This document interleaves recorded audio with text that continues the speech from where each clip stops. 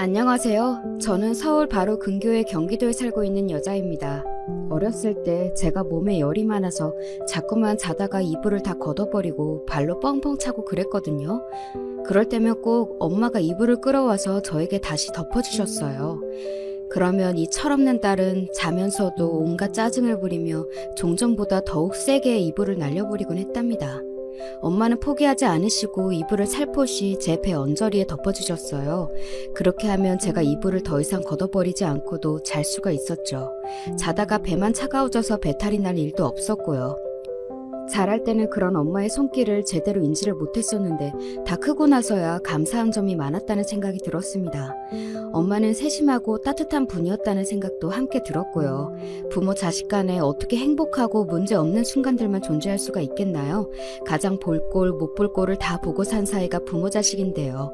서로를 원망도 하고 존재 자체가 인생의 고통이라 여길 때도 있고 그런 법이지만 그래도 결국에는 애틋함이 최후에 자리하게 되는 것이 부모 자식의 관계 같습니다. 저는 엄마가 돌아가셨습니다. 제가 고등학교 1학년이었던 때였지요. 2학기가 들어서 처음 시험을 보던 때였는데요. 첫날부터 시험을 망쳤어요. 그런데 집에 갔더니 엄마가 저 먹으라고 토스트를 해놓으셨던 거예요. 지연아, 오늘도 공부하느라 힘들었지? 얼른 이거 토스트 먹어라. 뭐야? 웬 토스트예요? 너 올 때 맞춰서 한 거야. 아직 뜨끈뜨끈해. 얼른 앉아서 먹어. 나 바빠요. 옷 갈아입고 씻고 시험 공부해야 되는데 무슨 토스트야. 뭘 좀 먹으면서 공부를 해야지. 너 요새 학교 갔다고 오면 뭐라도 하나 꼭 먹었잖아. 오늘은 안 먹고 싶어요. 그래? 배가 안 고프니? 우리 주연이가 좋아하는 거 해주려고 빵 사다가 토스트 만들었는데. 내가 언제 토스트 먹고 싶다고 그랬어요? 나 토스트 별로 안 좋아하는데요? 아, 진짜 오늘 시험 망쳐서 짜증나 죽겠는데 집에 오자마자 사람 귀찮게 왜 자꾸 이래요? 내일도 시험 망치면 그거 다 엄마 때문이에요. 저는 그때 너무 짜증이 나서 부엌 식탁 위에 준비되어 있는 토스트를 째려보고는 소리를 지른 뒤 방으로 들어가 버렸습니다. 가방을 방구석에 세게 내팽개치고도 분이 안 풀려서 크게 씩씩거렸어요. 그런데 노크 소리가 똑똑 들려온 겁니다. 아, 들어오지 마세요. 그래, 알았어. 안 들어갈게. 주연아, 토스트는 랩 씌워서 둘 테니까 이따가 공부하다가 출출해지면 먹어. 알았지? 우리 딸이 공부하느라 고생이 많다. 안 먹는다고 몇 번을 말해요? 아, 짜증나. 말이 안 통해. 벽 보고 말하는 것 같아. 진짜 스트레스 받아. 미안해. 이제 엄마가 우리 주연이 공부하는데 방해 안 할게. 문에다 대고 말씀하시는 엄마의 목소리에도 저는 짜증이 났고 옷을 갈아입은 뒤에 씻으러 화장실로 갈 때에도 신경질적으로 굴었어요. 씻고 나서 방으로 돌아와 책상 앞에 앉았는데 방문이 열리더군요. 엄마인 줄 알았고 확 짜증이 나서 돌아보며 저는 이렇게 외쳤습니다. 아, 엄마, 진짜 사람을 왜 이렇게 짜증나게 만들어요? 나가시라고요. 그런데 노크도 없이 방문을 열어젖힌 사람은 엄마가 아니라 아버지셨어요. 너 말버릇이 그게 뭐야? 아버지이신지 몰랐어요. 엄마한테는 그래도 돼? 이 녀석이 보자 하니까 끝을 모르고 버릇없게 구는구나. 어렸을 때는 말도 잘 듣고 착하고 그랬던 녀석이 머리 좀 컸다고 이렇게 버릇없이 막 대들어? 어렸을 때는 뭣도 모르고 그냥 어리니까 그랬던 거고요. 아무튼 알겠어요. 죄송해요. 제가 버릇 없었고 다 잘못했어요. 제가 나쁜 자식입니다. 됐죠? 어허? 이 녀석이 그래도... 저는 그날따라 일진이 살았다고 생각했었죠. 시험은 망쳤고 집에 오자마자 귀찮은 공세가 쏟아지고 그래서 아버지 앞에서도 전에 없이 비아냥거리고 말았습니다. 아버지는 무뚝뚝하고 대체로 조용하신 분이지만 가끔 다혈질이시거든요. 제가 비꼬는 것 앞에서 아버지가 울컥 화가 나고 마셨어요. 금세 목이 빨개져서 저한테 성큼 다가오시니까 제가 퍼뜩 겁이 났고요.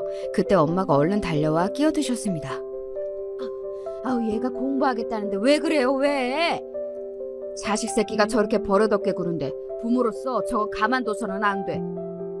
공부하는 얘 좀 괴롭히지 말아요. 괴롭히기는 뭘 괴롭혀? 당신은 제발 물러터진 소리나 하지 말어.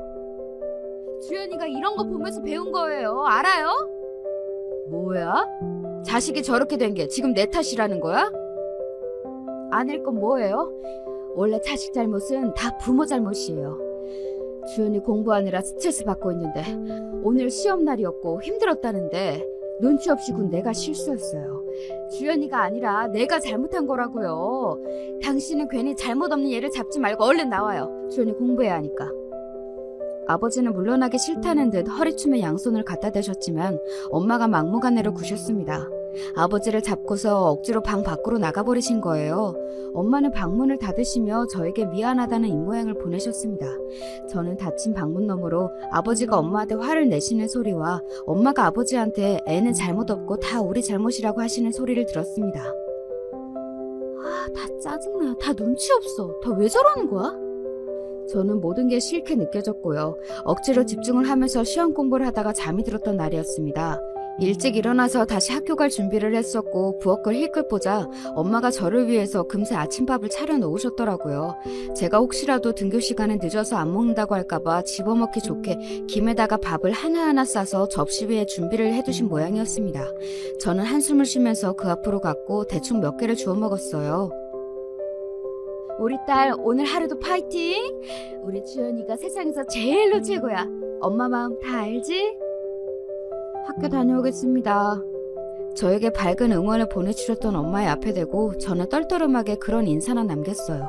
김에 싼 밥 몇 개가 접시 위에 아직 남아있는 것을 엄마가 아쉽게 여기셨고 그걸 들고서 현관문까지 따라 나오신 탓에 신발을 신고 나서도 제가 억지로 하나를 더 입에 넣었더랬죠. 그러자 엄마는 고맙다고 하셨습니다. 하나라도 더 먹어줘서 그게 참 고맙다고 그러셨습니다. 제가 학교를 가러 현관문을 나설 때 아버지는 안방에서 나오고 계셨어요. 오늘 아침밥이 뭐냐고 물으시더군요. 그러자 제 앞에서 돌아서신 엄마가 누룽지 끓이고 있는데 거의 다 되었다고 대답을 하셨습니다. 그럼 저거는 뭐야? 식탁 위에 뭐가 있는데? 그건 내 아침밥이에요. 어제 만든 토스트요. 다 식어 빠져서 저거 데워서 먹어야겠네. 그냥 먹어도 돼요. 당신 지금 바로 아침 먼저 먹을 거예요? 그런 대화를 들으며 현관문을 마저 닫았습니다. 밤새 식어 빠진 토스트, 그래서 기름기가 겉으로 다 돌았을 그것을 데우지도 않고 엄마는 당신의 아침끼니로 드실 작정이었지요. 생각해보면 항상 그랬습니다. 식사를 차린 다음에 남은 것, 그것이 엄마의 몫이 되었습니다. 남은 반찬을 해결해야 했다면 밥에 물을 대충 말아서 반찬들을 열심히 드셨습니다.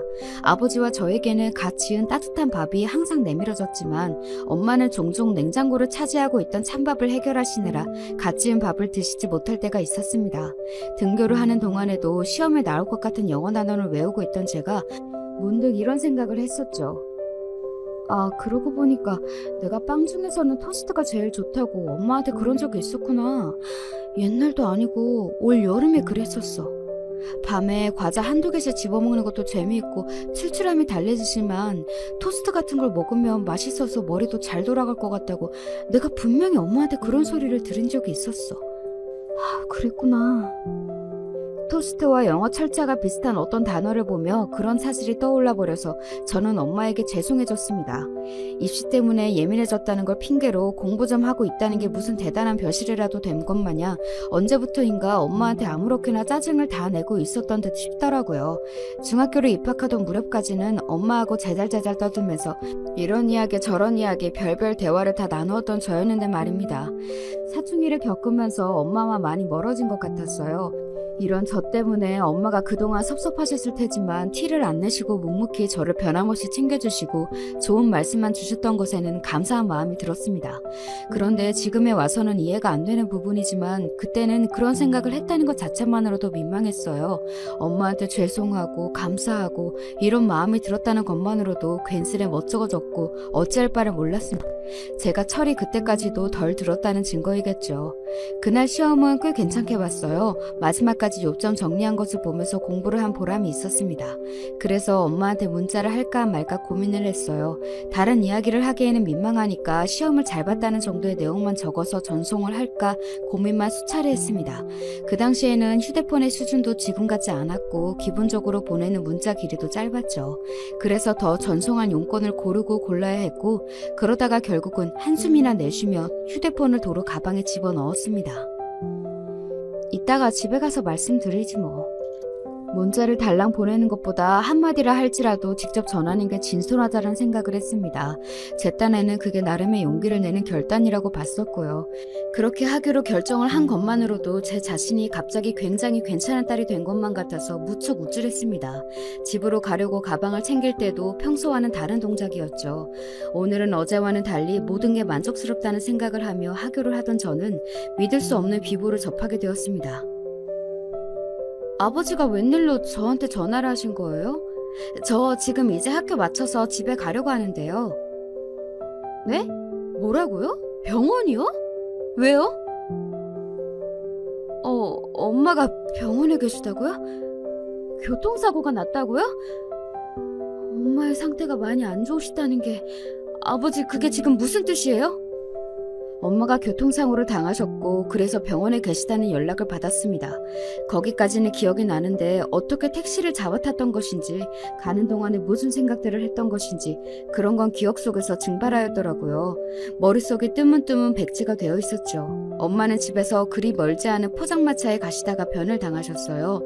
설마 집 근처에서 그런 큰 사고를 당하실 줄은 모르셨을 겁니다. 엄마뿐만 아니라 그 모두가 상상도 못했습니다. 포장마차에는 아버지가 좋아하시는 순대와 제가 좋아하는 핫도그가 있었습니다. 엄마는 그걸 사기 위해 걸음을 재촉하시다가 전방 주시를 하지 못했던 어느 차량에 치이셨던 것입니다. 그런 거 필요 없다고, 안 먹어도 된다고, 피곤하게 나갈 필요 없다고. 내가 그랬어야 했는데, 내가 말렸어야 했는데, 아니라면 적어도 같이 길을 나섰어야 했는데, 하루 종일 바깥에서 일을 하고 왔으니 피곤하다는 핑계를 대면서 소파에나 늘어져 있었다니. 이 한심한 놈아, 이 죽일 놈아. 아버지는 스스로를 탓하고 계셨습니다. 스스로를 한심한 놈, 죽일 놈이라고 부르시며 당신의 가슴을 치고 계시는 모습이 마치 거짓말 같았습니다. 아버지가 저런 모습을 보이실 리가 없다고, 그러니까 지금 이건 꿈일 거라고 병원에 도착한 저는 그리 생각하고만 싶었습니다. 엄마, 저 오늘은 시험을 잘 봤어요. 어제보다 훨씬 더 잘 봤어요. 엄마한테 자랑하고 싶은데. 아니, 그 이전에 엄마한테 죄송하다고, 마음에도 없는 날카로운 말을 뱉고 자꾸만 짜증을 부려서 죄송하다고 그런 말씀을 꼭 드리고 싶은데. 엄마, 어디 가시는 건 아니죠? 저 시험 결과 나오면 그거 보셔야죠. 다시 예전처럼 저하고 같이 식탁에 마주보고 앉아서 이런저런 이야기도 나누고 맛있는 것도 먹고 그러셔야 하는 거잖아요. 불가항력적으로 눈물이 줄줄 흘러내렸습니다.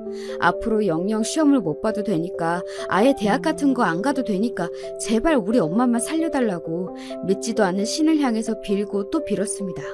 그러나 친인척들이 소식을 듣고 병원으로 달려왔던, 자정이 다 되어가던 그 시간 무렵에 엄마는 생을 마치고 안식에 드셨습니다. 외할머니께서 울부짖다가 쓰러지는 모습, 그리고 아버지가 벽에 이마를 박으신 채 크게 오열하시는 모습을 보던 저도 바닥에 스스로 주저앉아서 그냥 생각하기를 멈추고 말았어요. 정신을 놔버렸던 것이죠. 갑자기 학교며 공부며 이게 다 무슨 소용인가 싶더라고요. 한순간에 죽을 수 있는 게 목숨이고 죽으면 다 끝인데, 이렇게 아둥바둥 열심히 살기 위해서 발버둥을 치느라 가족에게도 나를 세우고 오만 짜증을 다 부리고 이러는 게 대체 무슨 꼴불견이었나 싶은 생각도 들었습니다. 정신을 놓고 헛웃음을 토해내던 저를 붙잡고 이모들도 오열하셨습니다. 어떻게 이렇게 떠날 수가 있냐며 엄마가 불쌍하다고 하셨습니다. 제 생각도 그러했습니다. 고작 저 같은 자식을 돌아가시던 그날까지 위하시다가 눈을 감으신 엄마의 인생이 너무나도 안타까웠습니다. 엄마는 중학교도 못 나오신 분이었습니다. 중학교를 입학까지는 하셨었는데 이후 원래도 변변치 않았던 외가의 사정이 더욱 어려워지면서 엄마는 안타깝게도 졸업을 앞두고서 학교가 아니라 공장으로 발길을 돌리셔야만 했습니다. 어린 나이에 냉혹한 현실을 마주하셨던 분이었고 희생을 배우셨던 분이었습니다. 그러면서 남 탓을 하지 않으셨죠. 항상 긍정적으로 웃으려 노력하던 분이셨습니다. 저에게는 너무나도 과분한 엄마였습니다. 넋이 나가 있는 아버지와 저를 친인척들이 염려하였습니다. 그러나 한편으로는 살려면 어떻게든 살 것이라고 생각하는 눈빛들이었습니다. 제가 어린아이도 아니고 고등학생이었으니까요. 하나뿐인 자식을 저만큼이라도 키워놓고 떠나서 엄마 입장에서는 다행이었을 거라고 떠드는 목소리도 있었습니다. 엄마가 돌아가신 것과 다행이라는 표현이 어떻게 나란히 놓일 수가 있는 건지 저는 이해할 수 없었죠. 한 줌의 제가 되어 납골당의 수많은 유골함 중에 하나의 주인공으로 남으신 엄마를 보며 허무하다는 생각과 죄송하다는 생각이 뒤엉켜서 미칠 것만 같았습니다. 고작 엄마와의 마지막 기억이 그따위 짜증을 부리는 것이었다는 게 믿어지지가 않았어요. 아버지도 비슷한 생각을 가지고 계신 듯 보였습니다.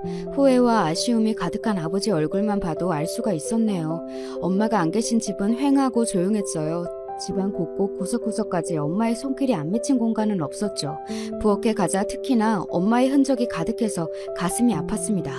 그리고 버티고 버티던 저는 토스트 재료를 발견하고서는 결국 무너져 내렸습니다. 못난 딸, 제멋대로 삐뚤어진 딸을 위해서 만들어 주시려고 토스트 재료를 사놓으신 걸 보니까 왜 그걸 엄마 앞에서 못 먹었을까 싶어서 미친 듯이 후회가 밀려왔죠.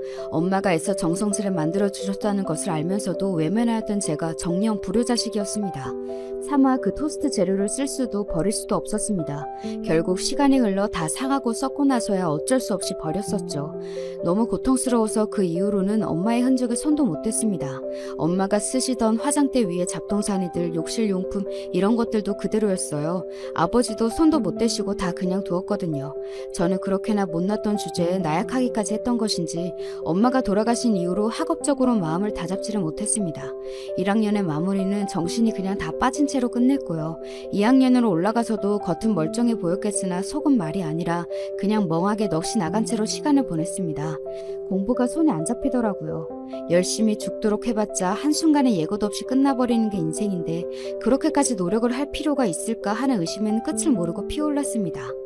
저는 대학 진학을 아예 안 할까 싶은 생각도 했었는데 아무리 그래도 고졸로 남는 것은 아쉽기도 하고 나중에 후회할 것 같아서 전문대학교로 진학을 확정지었습니다. 어중이 떠중이 이름 없는 4년제 대학교보다야 훨씬 낫다고 볼 수 있는 곳이었어요. 공부를 놓았지만 그래도 전에 열심히 했던 가닥은 남아있어서 그나마의 성적을 거둘 수가 있었던 것 같네요. 고등학생이었기 때문에 이른 아침부터 늦은 밤까지 계속 학교에서 있었고요. 아버지와 대면할 기회는 거의 없었습니다. 늦은 밤에 귀가를 했을 때 그때 잠시 보는 게 전부였어요. 주연이 왔냐? 네, 다녀왔습니다. 이런 인사가 전부였고 대화의 끝이었습니다. 원래 무뚝뚝하신 편이었으나 이제는 아예 무감각해 보이시는 아버지였고 의욕 없는 저였습니다. 그러니 부녀 관계는 지나치게 고요한 형태로 흘러갔어요. 처절할 정도의 침묵만이 감도는 집은 엄마가 계실 때와는 완전히 딴판이었습니다. 그러다가 제가 고등학교를 졸업하게 되면서 처음으로 엄마의 공간을 건드렸던 거예요. 정리가 필요한 때 같아서 엄마의 화장대 위를 치우기 시작했습니다. 단출한 낡은 화장대 하나가 엄마의 책상이기도 했었죠. 서랍에는 그래서 필기구 같은 것들이 들어있었고요. 차라리 돌아가시더라도 내가 어느 정도 나이를 먹은 다음에 그때 가시지. 그러면 내가 효도를 해드렸을 텐데. 내가 직접 번 돈으로 백화점에서 파는 비싼 화장품도 세트로 사드렸을 텐데 그런 거 하나 못 받아보시고 떠나셨어. 밀려오는 안타까움과 답답함 그리고 후회로 서랍 속의 공책들을 모아서 정리하던 저의 손길이 멈췄습니다.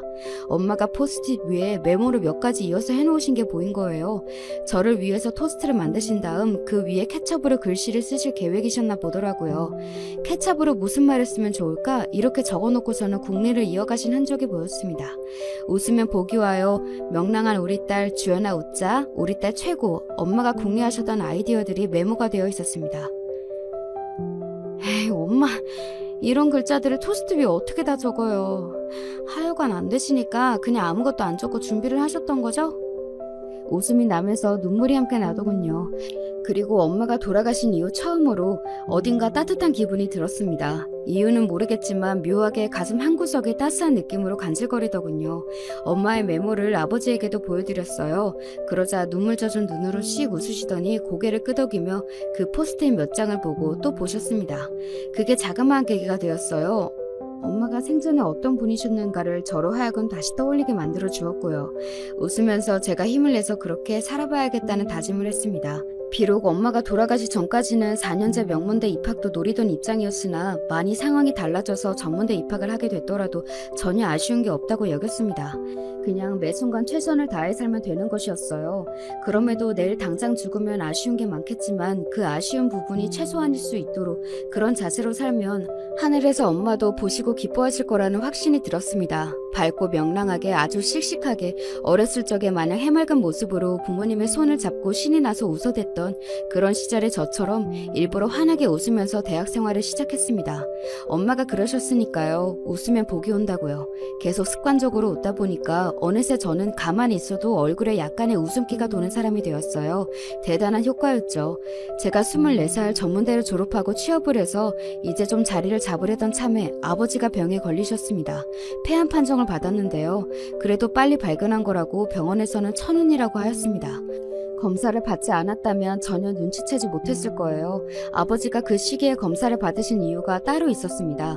엄마가 돌아가시고 나서 외할머니께서는 건강이 많이 상하셨는데요.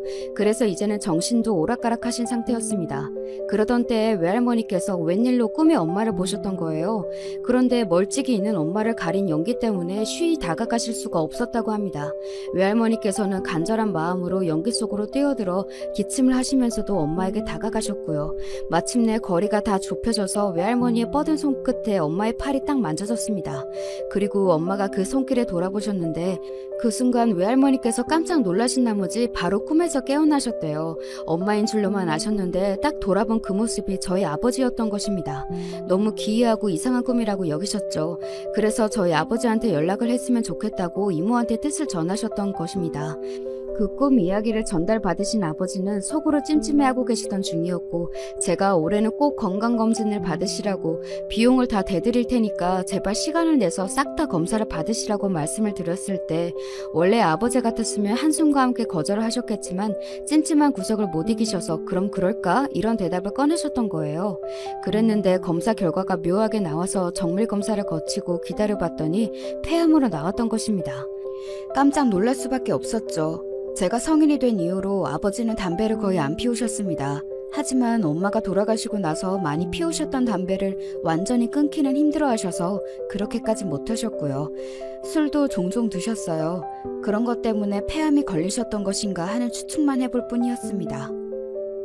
아버지, 혹시라도 돌아가시면 안 돼요.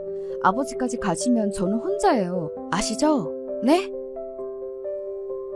주연아, 너 하나만 딸랑 외동으로 낳아놔서 이제 와서 하는 소리다만 정말 미안하다. 네가 형제도 없이 외로웠지? 아버지의 감성적인 모습을 보자 낯설어서 이러다가 돌아가시는 거 아닐까 싶어서 제가 덜컥 겁부터 났던 것 같습니다. 그래서 직장 생활이고 뭐고 뒤로 한 채 아버지의 곁에 있어드렸네요. 다행히 치료 잘 받으셨고요. 의욕적으로 아버지는 삶의 끈을 붙잡으셨습니다. 시간이 흘러 정기검진을 다녀오신 날 병원에서 아주 좋다는 소견이 있었고 아버지의 발걸음이 유독 가벼웠던 그날에 외할머니께서 돌아가셨습니다. 편찮으시긴 했어도 갑자기 돌아가실 거라고는 모두가 예상을 못했기에 놀랐으나 고통 없이 편안한 모습으로 가신 것에는 다들 안도의 눈물을 훔쳤습니다. 다시 한번 삶과 죽음에 대해 생각을 해보게 되었습니다. 아버지는 저에게 결혼을 하면 좋겠다고 하셨어요. 제가 연애하는 게 보수적이라고 하셨죠. 보통 딸이 있으면 집에서 단속을 들어가지 않아요? 제발 연애 좀 보수적으로 하라고 그럴 텐데요. 그건 나이가 너무 어리면 그럴 수 있지만 주연이 너는 이제 결혼을 생각해야 되는 나이야. 얼른 네 짝을 만나서 너도 네 가정을 꾸려야지. 저는 아버지가 왜 무슨 의미로 그러시는지 알 것만 같았습니다. 저도 이제는 제 인생의 남은 부분을 심도 깊게 계획을 가지고 그림을 그려나갈 때가 된 상태였지요. 건강관리를 위해 그리고 일찍 터를 잡아 놓으시려고 아버지는 귀농을 하셨습니다. 아버지의 고향 근처이기도 했고요. 소박하게 텃밭이나 가꾸며 그리고 소일거리를 받아서 생활을 하시는 것에 뜻이 있으셨죠. 이제 저만 제 앞길을 잘 꾸려나가면 될 일이었습니다. 저는 밝은 남자를 만나고 싶었습니다. 제가 씩씩하게 굴면 그 장단을 맞춰줄 수 있는 사람 말입니다. 상대가 밝고 활발해야 제가 기운도 받고 그걸 따라가려다 보면 저도 점점 더 그런 사람이 될 것만 같았죠. 이런 생각으로 만나서 결혼까지 갔던 남자가 바로 제 남편이었던 건데요. 하나를 보면 열을 안다고 하죠. 그런 말이 괜히 있는 것이 아니건만 제가 나쁜 하나를 보고도 아직 보지 못한 것들은 괜찮을 것이라 여기면서 크게 실수한 과거가 있었어요. 부끄럽지만 바로 저희 결혼에 관한 것이었습니다. 참고로 제 쪽은 아버지만 계신다면 그쪽은 시어머니만 계셨습니다. 제가 남편하고 1년을 조금 넘게 만나고 나서 결혼을 하기로 약속을 했고 시댁에 인사를 드리러 갔었는데요.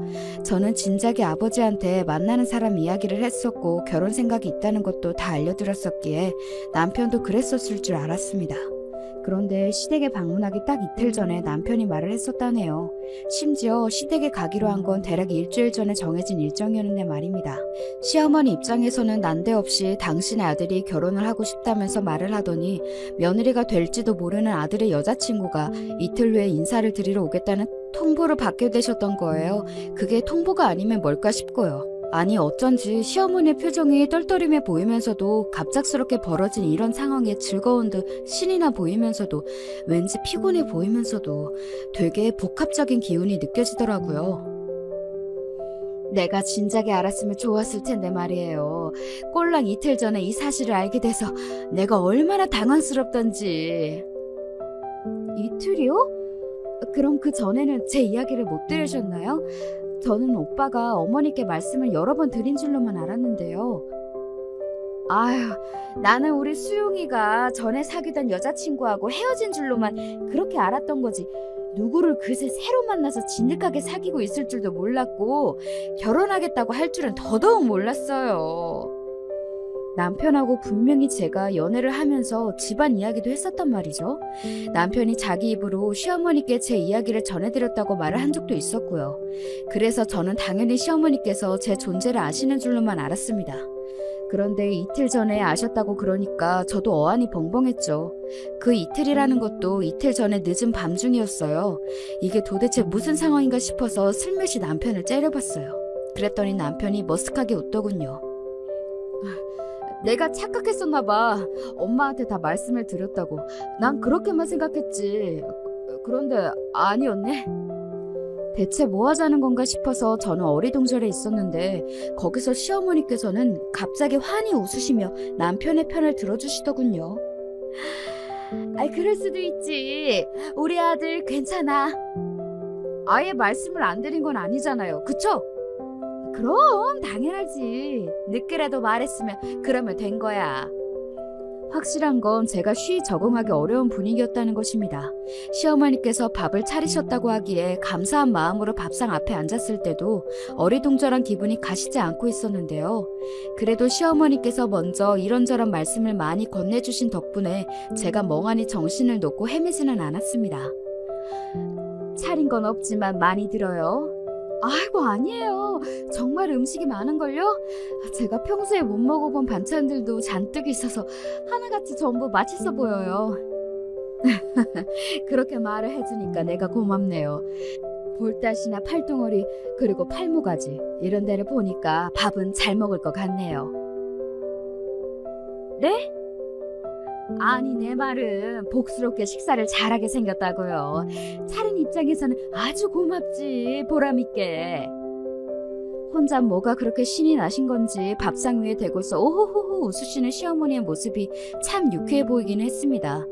제가 남편이 밝고 사람의 기운이 명랑해서 좋았던 건데요. 모친께서도 그러시다는 말에 기대를 많이 했었고 마음에 들었었는데 실제로 마주하니까 마냥 좋지만은 않았습니다. 유쾌하신 성격은 맞았죠. 하지만 아들이 데려온 예비 며느리 앞에서 난데없이 그런 발언을 하실 건 아니었다고 봅니다. 그것도 그냥 볼, 팔, 팔목 이런 게 말씀을 하신 것도 아니었고요. 볼따시라니. 제가 남들보다 얼굴에 살이 많은 편이라서 20대까지는 볼이 좀 통통했거든요. 30대 들어서고 나서야 볼에서 살이 좀 빠져나갔고요. 연애할 때 남편은 제 볼이 귀엽다면서 종종 꼬집기도 했었습니다. 저는 남편이 그럴 때마다 얼굴에 바른 선크림, 화장이 망가지는 것 같아서 그런 행동이 싫었지만 그래도 저를 좋아하는 마음에서 자꾸 그러는 거라고 합리화를 했었는데 시어머니한테서 볼따시라는 소리를 듣자마자 놀랍도록 제 마음속에서 그간 남편이 보였던 행동들도 나쁘게 생각이 되었습니다. 분명히 볼 꼬집는 거 싫다고 하지 말라고 계속 말을 했었습니다만 남편은 그걸 싹 다 무시하고 싫으면 어쩔 거야, 으이그 이러면서 제 볼을 꼬집었었다는 점만 강하게 부각이 되더군요. 제가 그때 마른 몸매는 아니었으나 뚱뚱하지는 않았고 솔직히 통통하다고 보기에도 어려웠건만 팔뚱어리, 팔모가지 이런 지적은 왜 하셨던 걸까요? 그래도 제가 남편의 외향적인 성격에 이끌렸던 만큼 시어머니께서 우중충하신 분인 것보다는 밝고 활달하신 쪽인 게 낫다고 여겼습니다.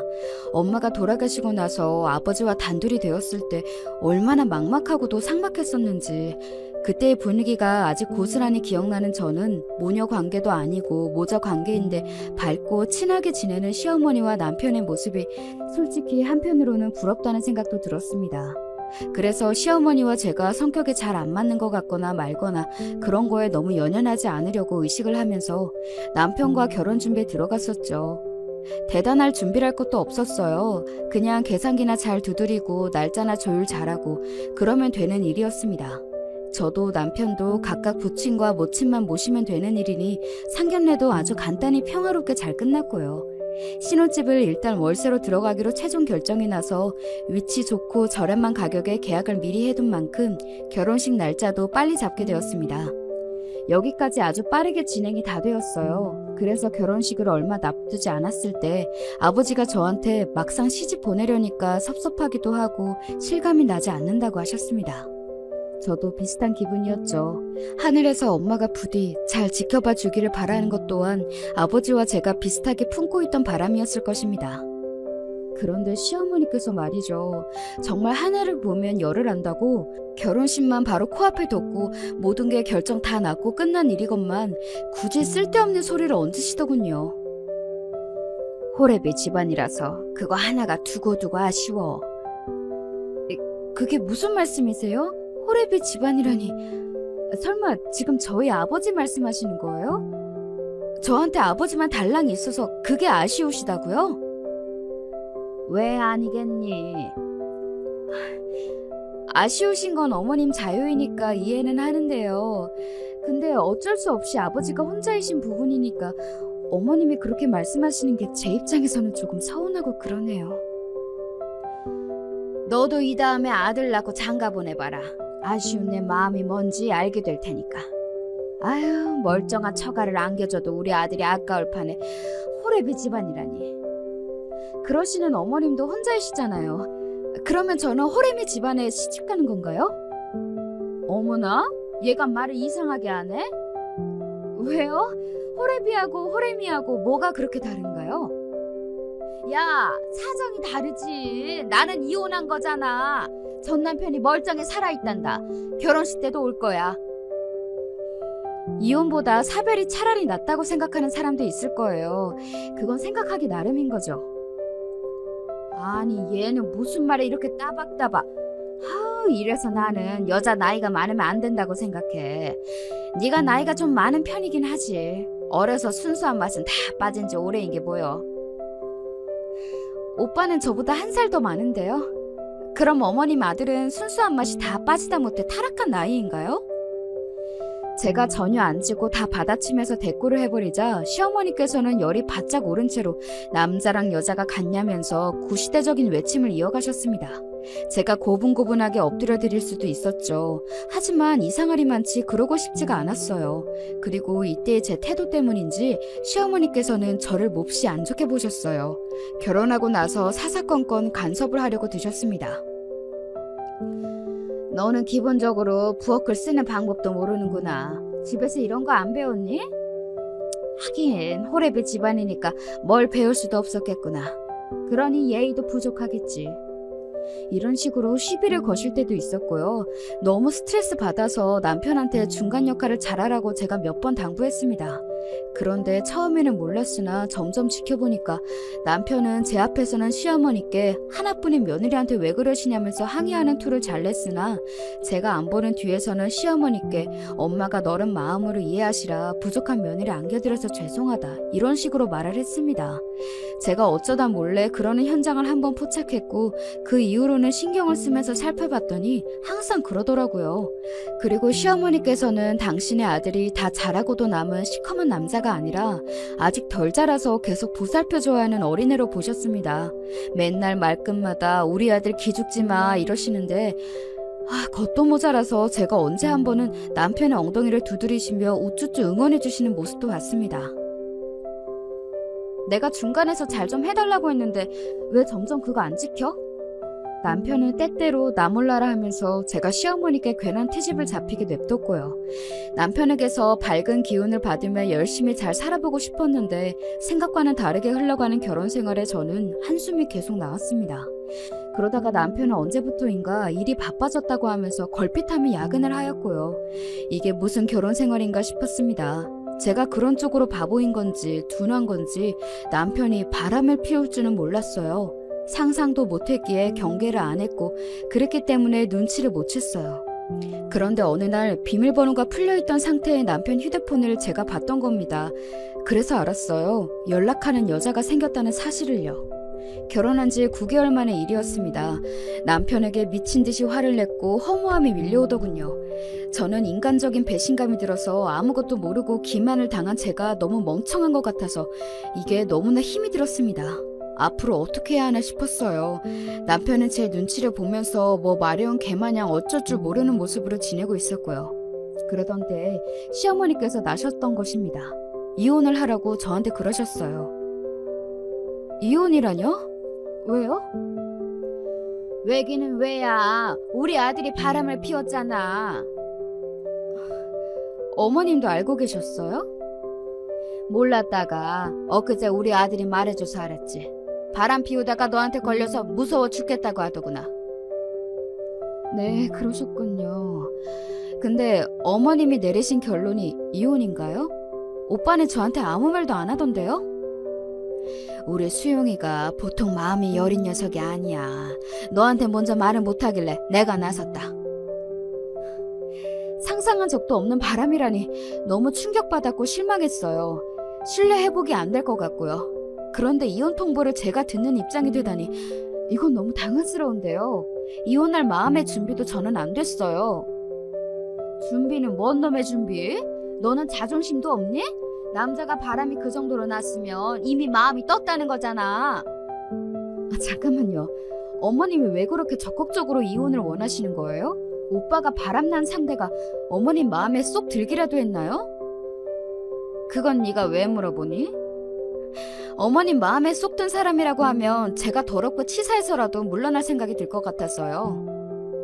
당연히 거짓말이었고 그저 미끼를 던진 것이었죠.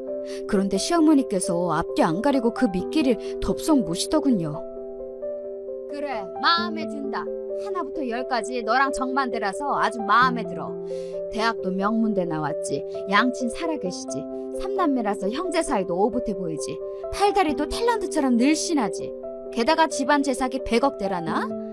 성격은 얌전하고 조신해서 목소리도 부드럽고 나이도 너보다 1살 어리더만 온통 마음에 쏙 드는 것들 뿐이야. 나도 너 갖다 치우고 이렇게 잘난 며느리 한번 맞아보자. 너무 기가 막히며 웃음이 나온다는 소리가 있던데 그게 맞더라고요. 제가 하도 기가 막혀서 웃음이 막 나왔어요. 그랬더니 지금 웃는 거냐고 하시면서 시어머니께서는 약이 오르신 얼굴로 저보고 당장 이혼 도장 찍으라고 하셨습니다. 제가 간단히 한마디 해드렸죠. 싫습니다. 원하는 대로 해드리기 싫었습니다. 바람난 주제에 왜 그렇게 당당한지 어이가 없을 따름이었고요. 비겁한 남편은 시어머니 뒤에 숨었습니다. 시어머니께서 제 짐을 다 빼서 트럭에 실어다가 그걸 친정집으로 보내버리셨을 때도 남편은 자기는 가담 안 한 척, 이혼하기 싫은데 억지로 떠밀려서 하는 척 이렇게 굴었을 뿐이었죠. 이제 보니까 남편은 성격이 밝은 게 아니라 뇌가 없어서 언행이 가벼운 거였더라고요. 제 짐이 몽땅 옮겨진 것에 저는 분노했고 시어머니께서는 더 험한 꼴 보고 싶지 않으면 이혼 도장을 얼른 찍는 게 나을 거라며 저를 조롱하셨습니다. 갑자기 제 짐이 도착을 하였으니 당황하신 아버지한테 가서 제가 설명을 해야 했어요. 그간 제가 결혼 생활을 잘하는 줄로만 아셨던 아버지가 깜짝 놀라셨고 저는 면목이 없었습니다. 놀라움, 그 다음으로는 격렬한 분노, 이런 걸 느끼시던 아버지가 냉정을 되찾으셨어요. 그리고 저에게 의문점이 있다고 하셨죠. 얘기를 들으면 들을수록 그놈이 그 정도로 잘난 집안의 여자를 만난다는 게 안 믿어지는데? 게다가 그 상대 여자가 성격이 참하기까지 했다고? 모든 게 완벽한 여자가 그런 놈을 만나? 그러게요. 배신을 당했다는 거에 제가 정신에 팔려서 놓친 부분인데 그렇게 대단한 여자하고 바람이 났고 저를 버리고 나서 그 여자하고 결혼할 수 있을 거라고 확신을 하고 있다니. 제가 골라서 결혼한 남편이지만 똑똑하진 않아요. 알면 알수록 가볍죠. 그리고 마마보이예요. 자기 엄마가 하자는 대로 휩쓸려서 따랐을 가능성이 커요. 하나뿐인 자식의 일인데 내가 지금 안일하게 움직였다가는 하늘에 있는 네 엄마한테 두고두고 면목이 없을 거다. 그러니 최선의 방법으로 움직여야지. 삶의 의지를 갖고 투병하시던 때 이후 그렇게 아버지의 눈이 빛나는 걸 본 적이 없었어요. 아버지는 남의 정보를 캐고 뒷조사를 하는 곳들에 연락을 돌렸고요. 바로 작업을 할 수 있다고 답변이 온 곳에 의뢰를 했습니다.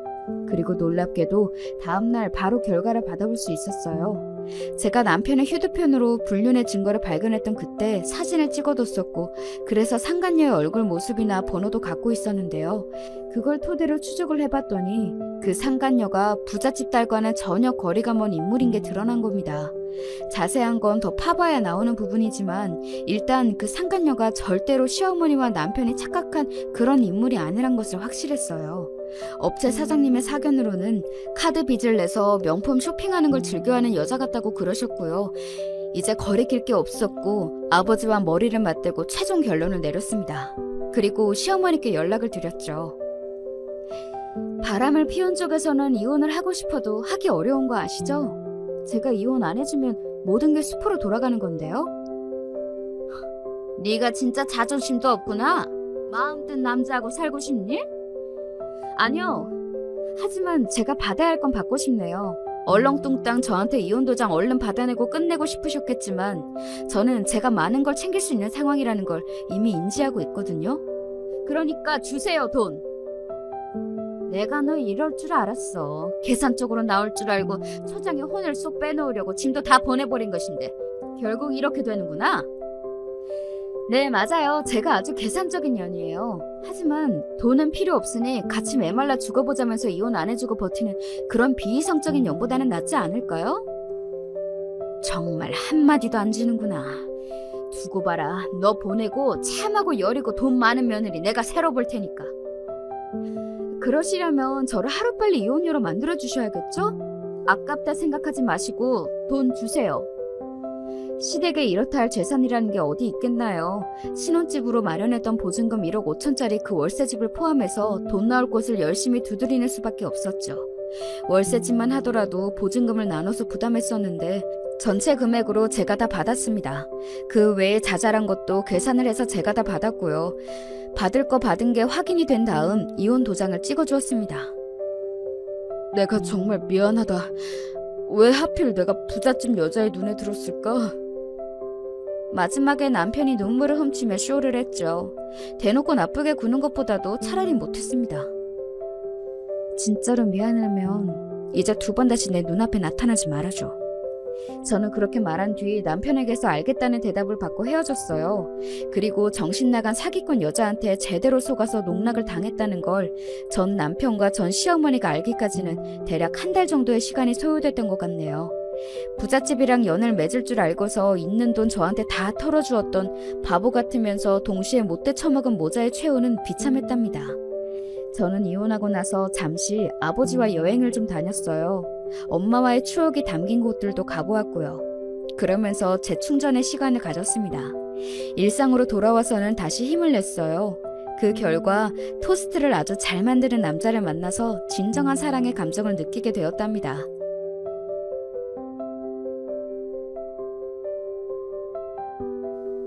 안녕하세요. 저는 사연에 빠지다 채널의 애청자라고 자평하는 사람입니다. 제가 한동안은 폭삭 늙어버린 제 얼굴을 들여다보기 싫어서 거울을 거의 안 보고 세수를 했었네요. 머리빗질도 거울을 곁눈길로 슬쩍 봐가면서 했습니다.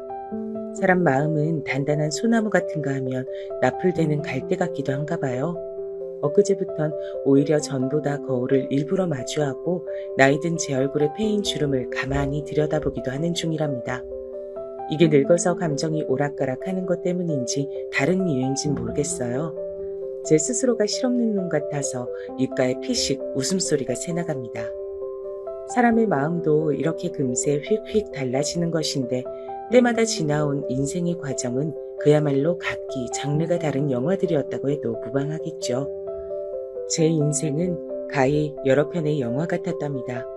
남들처럼 어머니의 양분을 탯줄로 공급받으며 신체 기관이 자라났고 인간이란 동물로 태어났습니다. 자랑은 아니지만 제가 갓난아기 때 꽤나 귀여웠다네요. 칭찬 좀 들으며 자랐었지요. 그러나 세월이 흐르고 또 흘렀을 때 저는 남들처럼 잘 살지 못하고 노숙자가 돼 있었습니다. 마땅한 집이 없는 사람이 돼 있었어요. 다리 밑, 공원의 정자, 산책로의 벤치, 공중 화장실 등지를 떠돌며 잠을 청하고 그건 외엔 하는 일이 없는 아주 특별히 한심한 노숙자가 저였습니다. 어떻게 하면 그런 한심한 작자로 자라날 수 있었냐고요? 여기에는 당연히 그럴 만한 사연이 있었답니다. 제가 어렸을 때부터 글러먹은 놈은 아니었어요. 심지어 효심으로 어머니를 잘 따르는 아들이기도 했는데요. 아들 키워보신 분들께 여쭙고 싶습니다. 아들의 유년 시절을 떠올려 보세요. 그리고 그 유년기를 보내고 있던 아들이 여러분이 살아오신 얘기를 귀 기울여 잘 들어줄 거라는 생각이 드시나요? 딸도 아니고 아들이요. 결코 쉽지 않죠. 하지만 저는 당신의 옛 얘기를 하시는 걸 무척 좋아하시는 어머니의 아들이었고 나름 효자였기 때문에 기꺼이 귀를 몇 번이고 기울여 들었습니다. 가난 때문에 학교를 그만두고서 가족의 생계를 꾸려야 했던 시절이 있었지. 그 시절엔 형제, 자매가 여러 때는 가난한 집안의 장녀는 거의 그렇게 살았어. 바로 이 엄마처럼 말이야. 가족의 생계뿐만 아니라 동생들 학비를 벌기 위해 희생양이 돼야 했지. 가난한 집안의 장남이 가족의 생계를 미래에 책임질 수 있는 능력을 키우기 위해 학업에 몰두했던 상황과는 많이 딴판이었지. 장남이니 큰애 삼촌은 학교를 다 나왔고 장녀이니 엄마는 학교를 다니고 싶어서 눈물을 훔치며 공장이나 다녔으니까. 어머니께선 그렇게 열심히 일을 하고 돈을 버셨음에도 늘 허기에 시달리셨다 그랬어요. 배가 고픈 것에 비해 마음껏 먹을 수 있는 순간은 거의 찾아오지 않았죠. 외할아버지께서 일찍 사고로 돌아가셨고 외할머니께선 몸이 안 편찮은 곳이 없었어요. 그래서 어머니께선 밖에 나가 일도 하시고 집에 돌아와서 집안일도 도맡아 하셨다고 해요. 어려운 형편이었지만 어머니처럼 전적으로 희생하는 사람이 있었기에 외가 집안이 어떻게든 굴러갔습니다. 그리고 외삼촌들, 이모들 모두 어머니보다 긴 가방끈을 가지게 됐고요. 가난이란 게 그렇더라. 학창시절의 추억도 가질 수가 없고 시험 공부란 걸 해보는 기회마저 가져볼 수 없었지. 그런 건 죄다 허황된 꿈일 뿐이었어. 많은 것들을 체념한 채로 다 포기하고서 돈만 보고 살았지. 내 힘으로 내 오래비랑 동생들 공부시켰는데 정작 나에게 돌아오는 건 없더라. 정작 나는 변변한 연애 한번 못 해본 채로 나이만 먹고 있었더라. 학력도 없고 수중에 돈도 없는 채로 그때 정말 사는 게 다 뭘까 싶어졌어. 외할머니께서 편찮으셨을 때도 어머니께서 비용을 다 부담하셨기 때문에 모으신 돈이 없던 거였죠. 외삼촌들, 이모들 전부 다 제 어머니를 원래 희생하는 사람으로 보고 있었다고 합니다. 무엇이든 희생해서 내어놓은 고마운 존재로 여긴 뒤 보답은 한 번도 하지 않았죠. 어느 날 거울 속에서 파릇파릇했던 소녀 시절의 얼굴은 온데간데 없고 팍팍한 인생의 찌든 맛을 알아버린 고단하게 나이든 얼굴이 자리하고 있다는 것을 오롯이 마주한 날 어머니께선 한 줄기 눈물을 흘리셨습니다. 아, 내가 이러다간 이번 생은 정말 가족들 뒤치다꺼리 하다가 늙어 죽겠구나. 그렇지 않으면 과로해서 죽든지. 그런 생각이 딱 드셨다고 합니다. 어머니 당신의 얼굴과는 다르게 이모들의 얼굴엔 혈색이 잘 돌고 있었다네요. 가난이 남긴 서글픈 흔적들이라는 게 동생들의 얼굴에선 거의 찾아볼 수가 없다는 걸 깨달은 어머니께선 이제 가족들을 위해 사는 것을 그만두기로 하셨습니다. 멀리 거처를 옮기시는 어머니를 외할머니께서는 책망하셨어요. 그러자 어머니께서 슬피 웃으며 대답하셨다고 합니다. 나 말고 자식이 여럿인데 다들 공부들은 나보다 길게 했는데 무슨 일이 생겨도 앞으로는 그 자식들한테 기대는 게 그게 맞는 거죠. 엄마, 나 이제 숨 좀 쉬고 삽시다. 제발 나 좀 그렇게 살 수 있게 해주세요. 분하게도 어머니께선 비난을 받으며 외가를 떠나야 했습니다. 끝까지 고맙다, 수고했다는 인사 한마디 못 들으셨죠. 거기까지 어머니께서 흘러온 지난 인생 얘기를 듣는 것을 저는 좋아했습니다. 비록 듣다가 중간에 몇 번 복창이 터질 뻔하는 화딱지 나는 얘기였으나 그럼에도 저는 어머니께 소녀 시절과 열정이 가득했던 젊은 청춘이 존재했었다라는 사실만으로도 좋았기 때문입니다. 어머니께선 새로운 지역에 무작정 정착을 하신 이후 아버지를 만나셨습니다. 그리고 뱃속에 저를 생명이 생겨서 결혼을 하셨습니다. 제가 태어난 다음의 이야기는 제가 눈으로 보고 겪었기에 알고 있었죠. 제 밑으로 여동생이 태어났는데 건강이 원체 좋지 못해서 가족 모두가 고생이었습니다. 가까이 사는 친가는 차라리 없는 게 100번, 아니 1000번 나을 만큼 쓸모가 없다고 저는 생각을 해왔고요. 친할아버지께선 아직 학교도 들어가기 전이었던 어린 저의 얼굴에 대고 담배의 연기를 후 크게 불어대시던 분이었습니다. 허리가 굽은 친할머니께선 건강 상태가 나쁘시다는 것을 무기 삼아서 어머니께 심한 잔소리를 일삼는 분이셨고요. 1년에 3번 내지 4번 정도 뵀던 고모께선 자꾸만 옆에 새로운 얼굴의 남자를 끼고 나타나셨습니다. 향수 냄새 같은 걸 진하게 풍기셨던 분으로 기억을 해요.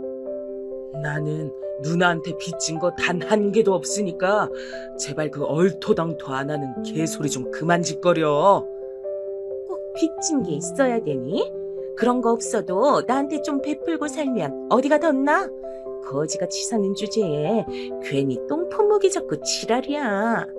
그 거지같이 사는 남동생한테 누난 왜 자꾸 빌붙으려는 건데? 본인이나 돌아봐. 그리고 아버지와 만났다 하면 서로 으르렁대기 일쑤였습니다. 어렸기 때문에 정말은 정확히는 몰랐으나 고모께서 항상 도가 지나치는 요구를 뻔뻔하게 해대셨으며 그것 때문에 아버지께서 언제나 머리 끝까지 화가 나셨다는 것만은 분명하게 알고 있었네요. 어린 제 눈으로 보아도 고모께선 참 말 많고 탈 많은 분이셨는데 기어이 언젠가 일을 치고 마시더군요. 친할아버지와 친할머니께서 사시던 집을 싹싹 뒤져서 그 없는 형편에서도 그나마 돈이 될 만한 기미가 보이는 것이라면 몽땅 다 챙기셨던 겁니다. 네, 명백히 도둑질이었죠. 혼자선 힘드니까 옆에 또 웬 남자를 끼고 와서 그렇게 일을 벌였다고 합니다. 싹 다 훔쳐서 그대로 잠적해버렸어요. 친할머니께선 울분을 터뜨리다 못하셔서 경기를 일으키셨습니다. 부모님께서 말씀을 안 해주셔서 몰랐던 부분을 동네 이웃분들이 크게 떠드셔서 제가 엿들고 알 수 있었는데요.